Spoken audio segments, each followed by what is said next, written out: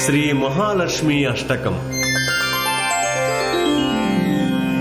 नमस्तेस्तु महामाये श्रीपीठे सुरपूजिते शङ्खचक्रगदाहस्ते महालक्ष्मी नमोस्तुते।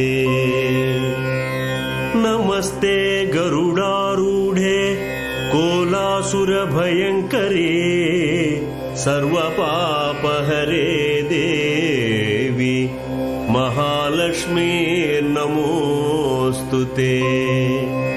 सर्वज्ञे सर्ववरदे सर्वदुष्टभयङ्करी सर्वदुःखहरे देवी महालक्ष्मी नमोस्तुते।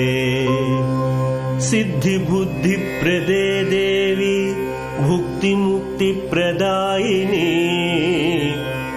मंत्रपूते सदा देवी महालक्ष्मी नमोस्तुते।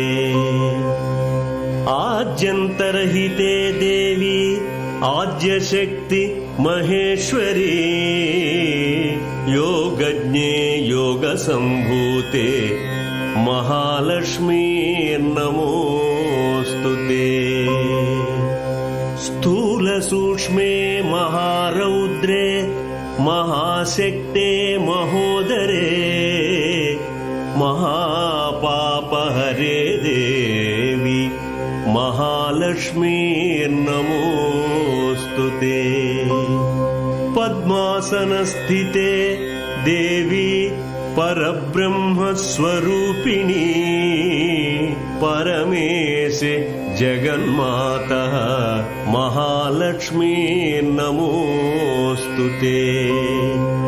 श्वेतांबरधरे देवी नानालंकारभूषिते जगस्थिते जगन्माता महालक्ष्मी नमोस्तुते।